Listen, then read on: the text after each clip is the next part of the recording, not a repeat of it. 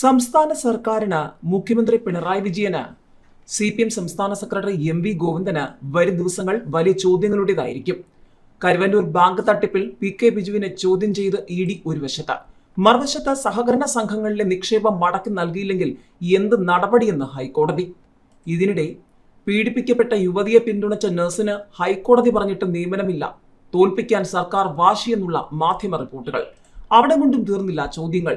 CBI ഉടനടി അന്വേഷണം ഏറ്റെടുക്കണമെന്ന് ആവശ്യപ്പെട്ട സിദ്ധാർത്ഥിന്റെ അച്ഛൻ ഹൈക്കോടതിയിൽ എത്തിയിരിക്കുകയാണ്. അങ്ങനെ ചോദ്യങ്ങൾ നിരവധിയാണ് സംസ്ഥാന സർക്കാരിന്. 300 കോടി രൂപയുടെ ബിനാമി വായ്പാ തട്ടിപ്പ് കണ്ടെത്തിയ കരുവന്നൂർ ബാങ്ക് കേസിൽ CPM സംസ്ഥാന സെക്രട്ടേറിയറ്റ് അംഗവും മുൻ MPയുമായ PK ബിജുവിനെ എൻഫോഴ്സ്മെന്റ് ഡയറക്ടറേറ്റ് ചോദ്യം ചെയ്തു. കൊച്ചിയിലെ ED ഓഫീസിലെത്തിയ ബിജുവിന്റെ ചോദ്യം ചെയ്യൽ രാത്രി വൈകിയും തുടർന്നിരുന്നു. കരുവന്നൂർ ബാങ്ക് തട്ടിപ്പിൽ പാർട്ടി നിയോഗിച്ച അന്വേഷണ കമ്മീഷൻ അംഗമായിരുന്ന PK ബിജുവിന്റെ മൊഴികൾ കേസ് അന്വേഷണത്തിൽ നിർണായകമാണ്. കേസിലെ മുഖ്യപ്രതിയായ P സതീഷ് കുമാർ ഒരു MPയുടെയും MLAയുടെയും ബിനാമിയാണെന്ന ഗുരുതര ആരോപണം ഈ കേസിൽ വിചാരണ കോടതി മുൻപാകെ അന്വേഷണ സംഘം ഉന്നയിച്ചിരുന്നു.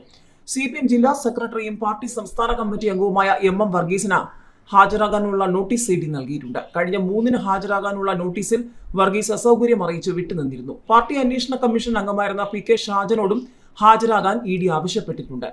ഇതിനിടയിലാണ് സഹകരണ സംഘങ്ങളിൽ വിശ്വസിച്ച് നിക്ഷേപിച്ചവരുടെ തുക മടക്കി നൽകാൻ സാധിച്ചില്ലെങ്കിൽ എന്ത് നടപടി സ്വീകരിക്കാനാകുമെന്ന് അറിയിക്കാൻ ഹൈക്കോടതി സർക്കാരിന് നിർദ്ദേശം നൽകിയത്. കാലാവധിക്ക് ശേഷമോ നേരത്തെയോ നിക്ഷേപം മടക്കി കിട്ടുമെന്ന് ഉറപ്പില്ലാതെ വരുന്നതും തുടർന്ന് നിയമ നടപടി ആരംഭിക്കണമെന്നുമുള്ള സാഹചര്യവും ദോഷകരമാണെന്നും ജസ്റ്റിസ് ദേവൻ രാമചന്ദ്രൻ പറഞ്ഞു. പാലാ കിഴത്തടിയൂർ സഹകരണ സംഘത്തിൽ നിക്ഷേപിച്ച സ്ഥിര നിക്ഷേപം തിരികെ ലഭിക്കാതിരുന്നതിനെ തുടർന്ന് 2 നിക്ഷേപകർ നൽകിയ ഹർജിയാണ് ഹൈക്കോടതി പരിഗണിച്ചത്. വായ്പാ കുടിശ്ശികയിൽ റിക്കവറി നടപടികൾ ഫലപ്രദമായി നടക്കാത്തതുകൊണ്ടാണ് നിക്ഷേപ തുക തിരികെ നൽകാനാവാത്തതെന്നായിരുന്നു ബാങ്ക് അറിയിച്ചത്. എന്നാൽ ഇത്തരം സാഹചര്യം സംസ്ഥാന സാമ്പത്തിക സംവിധാനത്തിന് ചേർന്നതല്ലെന്ന് കോടതി പറഞ്ഞു. ഹർജി 11-ന് വീണ്ടും പരിഗണിക്കാൻ മാറ്റി. ഇതിനിടയിലാണ് പൂക്കോട് വെറ്റിനറി കോളേജ് വിദ്യാർത്ഥിയായിരുന്ന സിദ്ധാർത്ഥിന്റെ മരണത്തിലേക്ക് നയിച്ച ക്യാമ്പസിലെ സാഹചര്യങ്ങൾ വൈസ് ചാൻസലർ അറിയാതിരിക്കാൻ സാധ്യതയില്ലെന്നും നടപടിയെടുക്കുന്നതിൽ വീഴ്ചയുണ്ടായതിന്റെ പേരിലാണ് സസ്പെൻഡ് ചെയ്തതെന്നും ചാൻസലർ കൂടിയായ ഗവർണർ ഹൈക്കോടതിയെ അറിയിച്ചു. സർവകലാശാലയുടെ നേരിട്ടുള്ള നിയന്ത്രണത്തിലുള്ള ക്യാമ്പസിൽ ഏറെക്കാലമായി വിദ്യാർത്ഥികൾ പേടിച്ചരണ്ട് കഴിയുകയായിരുന്നുവെന്ന് ആന്റി റാഗിംഗ് കമ്മിറ്റിയുടെ റിപ്പോർട്ടിലുണ്ട്. സഹപാഠികൾക്ക് നേരെയുള്ള ക്രൂരത ചോദ്യം ചെയ്യാൻ പോലും ആകാതെ വിദ്യാർത്ഥികൾക്ക് കഴിയേണ്ടി വന്നത് ക്യാമ്പസിലെ അച്ചടക്ക പാലനത്തിൽ VCക്കും ടീമിനും ഉണ്ടായ പരാജയമാണെന്ന് ചാൻസലർക്ക് വേണ്ടി P ശ്രീകുമാർ വാദിച്ചു. വെറ്റിനറി സർവകലാശാല vice chancellor doctor MR Sasheendranath suspension ചോദ്യം ചെയ്ത് നൽകിയ ഹർജിയിൽ ജസ്റ്റിസ് സിയാദ് റഹ്മാന്റെ ബെഞ്ചിൽ വാദം തുടരും. കോളേജിന്റെ കാര്യങ്ങൾ നോക്കുന്നത് ഡീനാണെന്നും അവിടെ നടക്കുന്ന സംഭവങ്ങളിൽ VCക്ക് നേരിട്ട് ബന്ധമില്ലെന്നുമാണ് ഹർജിക്കാരന്റെ വാദം. അതേസമയം സർവകലാശാലയ്ക്ക് മേധാവി ഇല്ലാതെ പോകുന്നതിൽ സർക്കാരിന് ആശങ്കയുണ്ടെന്നും പകരം നിയമിച്ച VC പദവി ഒഴിഞ്ഞു പോയെന്നും സർക്കാർ വിശദീകരിച്ചു. മാത്രമല്ല, വ്യക്തിപരമായി അഴിമതി, ഫണ്ട് തിരിമറി, ഔദ്യോഗിക പെരുമാറ്റ ദൂഷ്യം തുടങ്ങിയ ആരോപണങ്ങളുടെ പേരിലല്ലാതെ VCക്കെതിരെ നടപടി സാധിക്കില്ലെന്നും വാദിച്ചു. മതിയായ കാരണമുണ്ടെങ്കിൽ VCക്കെതിരെ സസ്പെൻഷൻ ഉൾപ്പെടെ നടപടികൾ സ്വീകരിക്കാൻ അധികാരമുണ്ടെന്ന് ചാൻസലർക്ക് വേണ്ടി രാജ്ഭവൻ ഡെപ്യൂട്ടി സെക്രട്ടറി RK മധു സമർപ്പിച്ച സത്യവാങ്മൂലത്തിൽ പറയുന്നു. സസ്പെൻഷൻ അനിവാര്യമായ സാഹചര്യമാണ് ക്യാമ്പസിൽ ഉണ്ടായത്.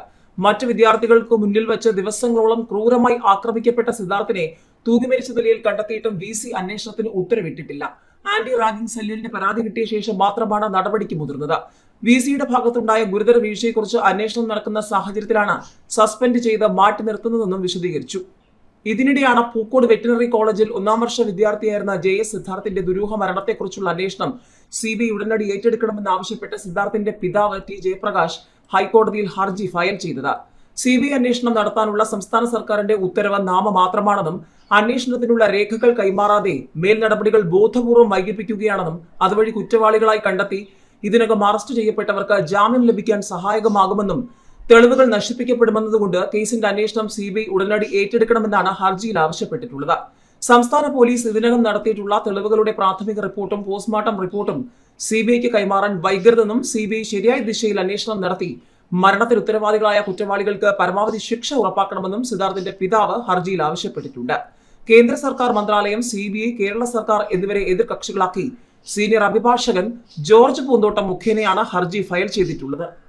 ഇതിനിടയിലാണ് കോഴിക്കോട് മെഡിക്കൽ കോളേജിലെ സീനിയർ നഴ്സിംഗ് ഓഫീസർ PB അനിതയെ തിരികെ ജോലിയിൽ പ്രവേശിപ്പിക്കണമെന്ന ഹൈക്കോടതി ഉത്തരവിട്ടിട്ടും മെഡിക്കൽ കോളേജ് അധികൃതർ 4-ാം ദിവസവും നടപ്പാക്കിയില്ല എന്ന വാർത്തകൾ.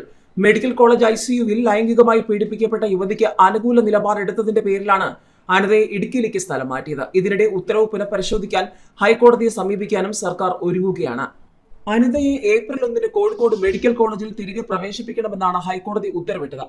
ഇതുമായി 4 ദിവസമായി അനിത എത്തുന്നുണ്ടെങ്കിലും ജോലിയിൽ പ്രവേശിപ്പിച്ചിട്ടില്ല. ഹൈക്കോടതി ഉത്തരവിന്റെ അടിസ്ഥാനത്തിൽ സംസ്ഥാന സർക്കാർ ഉത്തരവ് പുറപ്പെടുവിച്ചാലേ ജോലിയിൽ പ്രവേശിക്കാൻ സാധിക്കൂവെന്നും തനിക്ക് സ്വന്തമായി ഉത്തരവ് ഇറക്കാനാകില്ലെന്നും മെഡിക്കൽ വിദ്യാഭ്യാസ director Kozhikode principal in charge doctor Sujith ശ്രീനിവാസനെ അറിയിച്ചു.